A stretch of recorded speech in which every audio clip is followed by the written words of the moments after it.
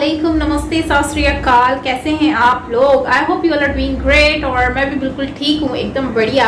सो दोस्तों, आज हम रिएक्शन देने जा रहे हैं। ये वीडियो है रशिया के जो ऑयल है उसके ऊपर। G7 के जितने भी मेंबर्स कंट्रीज हैं उन्होंने प्राइस इंक्रीज करने की बात कही है, और जिसके ऊपर मतलब प्राइस के ऊपर बात कर रहे हैं, जिसपे इंडिया ने रशिया को किस तरह से सेव किया है वो आज के इस वीडियो में हम देखेंगे। सो चलते हैं, जल्दी से इस वीडियो को देख लेते हैं। और वैसे भी आपको पता है कि रशिया का और इंडिया का बहुत ही अच्छे ताल्लुकात हैं आपस में, तो यकीनन इसमें हमें काफ़ी कुछ जानने को भी मिल सकता है। सो हियर वी गो।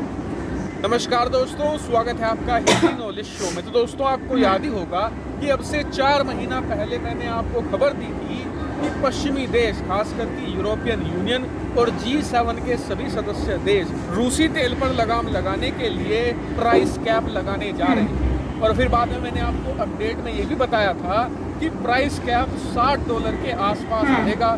और अब इस पर कंफर्मेशन आ चुकी है। यूरोपियन यूनियन और G7 के सभी सदस्य देशों ने रूसी तेल पर $60 का प्राइस कैप लगा दिया है। लेकिन एक चीज चेंज कर दी है। पहले ये खबर आई थी कि सभी देशों को कहा जाएगा कि रूसी तेल $60 से ऊपर खरीदना है, लेकिन अब इसमें चेंज है।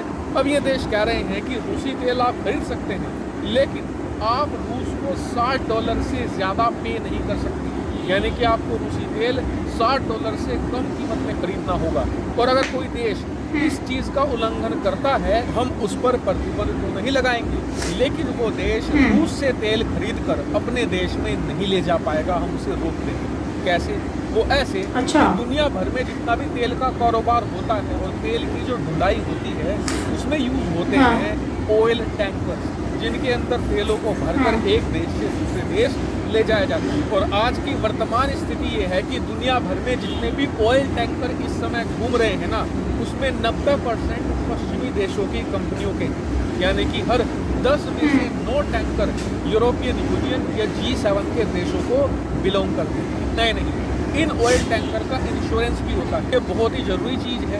दुनिया के ज़्यादातर देश बिना इंश्योरेंस वाले ऑयल टैंकर को अपनी समुद्री सीमा में घुसने नहीं देते। और आपको बता दूं कि इसी इंश्योरेंस बाजार में यूरोप के एक देश ब्रिटेन की पूरी तरीके से मोनोपोली है, और लगभग पूरा ये बिजनेस पश्चिमी देश ही कंट्रोल करते हैं। और पश्चिमी देश इसी चीज़ को हथियार की तरह इस्तेमाल कर रहे हैं रूस के खिलाफ। वो ये कह रहे हैं कि अगर मान लीजिए कल को भारत रूस से तेल खरीदता है, तो हम पेपर वर्क चेक करेंगे क्या रूस ने $60 पे किए हैं या $60 से ज़्यादा पे किए हैं। और मान लीजिए हमने $61 में तेल खरीदा है रूस से, तो हमारे जो टैंकर हैं वो इनकार कर देंगे उनकी डिलीवरी करने से। यानी कि अगर भारत से तेल भी खरीद ले, उसका कोई फायदा नहीं होगा, क्योंकि वो भारत कभी पहुँच ही नहीं पाएगा। ताकि आप में से कई लोग कहेंगे कि यार ऑयल प्राइस कैप में तो हमारा फायदा है कि अभी जो दुनिया भर में कच्चे तेल के दाम हैं वो $100 के आसपास रहते हैं। रूस हमें डिस्काउंट देकर 70 से लेकर 75 के रेट में देता है, लेकिन पश्चिमी देशों के ऑयल प्राइस कैप के बाद रूस हमें 60 में देगा। तो इससे तो हमें और ज़्यादा फायदा होगा, तेल हमें और सस्ता मिलेगा। तो बात आपकी सही है, लेकिन आप दूसरे तरीके से भी सोचिए। दरअसल रूस का ये कहना है कि तेल को ज़मीन से निकालने में बहुत ही ज़्यादा खर्चा आता है। ऐसे में उस खर्चे को भी हमें चलाए रखना है। नए तेल के कुएं भी खोदते हैं, उसके लिए इन्वेस्टमेंट भी चाहिए होता है। इसके अलावा हम एक युद्ध लड़ रहे हैं इस समय, उसमें भी हमारा खर्चा हो रहा है। हमारी अर्थव्यवस्था रशिया का यूक्रेन से भी कंटिन्यू कि पश्चिमी देशों ने हमारा बिल्कुल बायकॉट कर दिया है। ऐसे में $60 के रेट में अगर हम तेल बेचने लग जाएं तो हमारा दिवाला निकलना निश्चित है। और देखिए, एज अ इंडियन हमें भी ये बात सोचनी होगी कि रूस भाईबंदी के चक्कर में हमें ऑलरेडी बहुत डिस्काउंट दे रहा है। 30 से लेकर 40% का डिस्काउंट वो हमें दे रहा है, जो किसी और देश को नहीं मिल रहा। बाकी देशों को 10-15% का मिल रहा है। इसीलिए तो वो चिल्ला रहे हैं। में पाकिस्तान समेत कम से कम 3 देशों ने रूस को ये कहा था कि हमें भी भारत की तरह और चीन 30-40% का डिस्काउंट दीजिए। रूस ने साफ इनकार कर दिया कि भारत और चीन की बात अलग है, हम आपको 10-15% का डिस्काउंट दे सकते हैं, लेना लीजिए। वरना रास्ता दूसरा देखिए। और इसीलिए रूस ने ये कहा है कि दुनिया में जो भी देश अगर ऑयल प्राइस कैप को मानकर हमसे $60 में तेल खरीदेगा, हम उसे तेल देंगे ही नहीं। दूसरी बात रूस ने यह भी कह दी है कि अगर ऑयल प्राइस कैप को जबरदस्ती हम पर लादा जाता है तो हम पूरी दुनिया का इलाज करेंगे। भारत और चीन को छोड़कर किसी को तेल देंगे ही नहीं, जिससे कि ऑयल मार्केट में तेल इतना ज्यादा कम हो जाएगा कि उसके दाम आसमान छूने लगेंगे और पश्चिमी देशों के अंदर दंगे हो जाएंगे, क्योंकि ऐसा करने से महंगाई 4-5 गुना बढ़ जाएगी। और इसीलिए कहा जा रहा है कि ये ऑयल प्राइस कैप हो चुका है। और दूसरी बात, पश्चिमी देशों की भद पीटने की तैयारी रूस ने ऑलरेडी कर ली है। दरअसल अब से 4 महीने पहले जैसे ही G7 देशों ने और यूरोपियन देशों ने ये कहा था कि हम रूस पर ऑयल प्राइस कैप लगाएंगे, तभी से रूस इसकी तैयारियों में जुट गया था।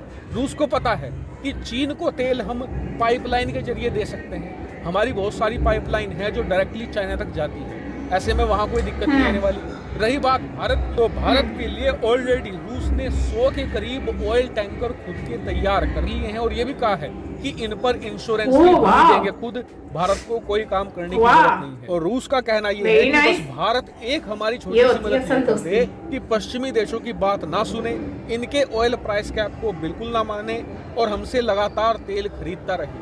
इसके लिए हम तेल की डिलीवरी भी खुद करेंगे, इंश्योरेंस भी हमारा होगा, सारी सिरदर्दी पेपर वर्क सब हमारा होगा, बस भारत को तेल खरीदते रहना है। और मेरे एनालिसिस के हिसाब से भारत तेल खरीदता रहेगा, क्योंकि जब हम पर सबसे ज्यादा प्रेशर था अब से 4-5 महीने पहले, हम जब नहीं झुके पश्चिमी देशों के सामने, तो अब कैसे झुक जाएंगे। हालांकि आप कैसे झुकेंगे बताना, बिल्कुल जेन्युइन ओपिनियन कि क्या हमें रूस की मदद करनी चाहिए और उससे तेल खरीदते रहना चाहिए या फिर पश्चिमी देशों की बात सुननी चाहिए, कमेंट करके जरूर बताएगा। Thank you very much for watching video. तो दोस्तों यहाँ पे भले जितना भी रशिया के आगे जो कोई बोल दे ना कि तुम पाबंदियां लगा दे, कुछ भी कर ले, तो मुझे नहीं लगता कि रशिया कभी झुकने वाला है या फिर भारत रशिया को कभी झुकने देगा, क्योंकि इन दोनों की जो दोस्ती है ना वो मुझे हमेशा से ही ऐसी लगी है, जैसे करण अर्जुन वाली दोस्ती है ना, वैसे रशिया और इंडिया की दोस्ती है। और रशिया कभी भी भारत को झुकने नहीं देगा और भारत कभी रशिया को नहीं झुकने देगा, ये बात तो कंफर्म है। और दूसरी बात यहाँ पर है कि अगर भारत जो है, देखो भारत को इतना रिलीफ दिया जा रहा है रशिया की तरफ से, तो ये असल दोस्ती भी है और कारोबार भी है। और अब सब लोग चाहते हैं कि भारत की तरह सबको डिस्काउंट मिले और रेट वगैरह में, तो ऐसा नहीं हो सकता।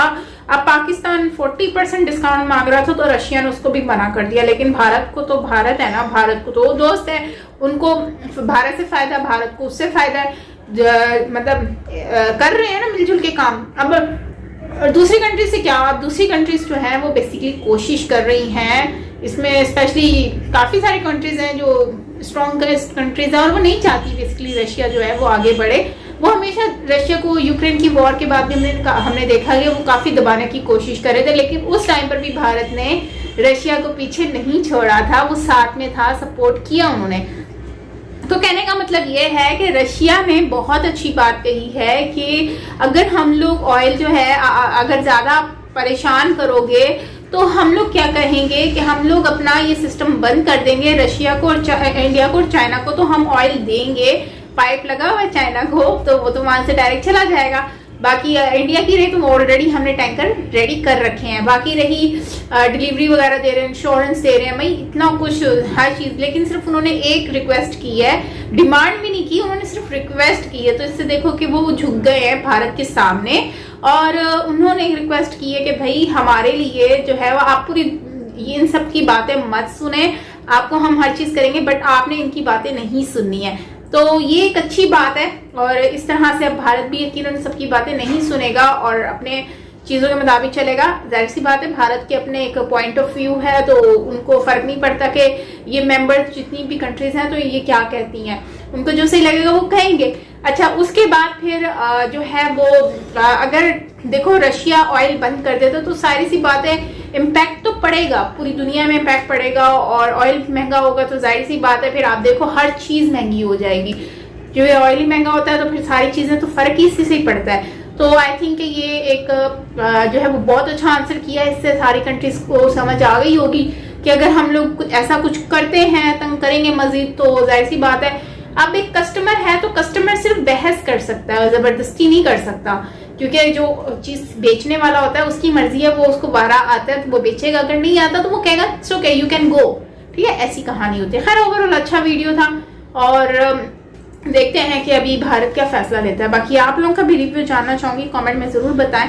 मतलब नेक्स्ट वीडियो के साथ अपना बहुत सारा ख्याल रखिएगा। Till then take care.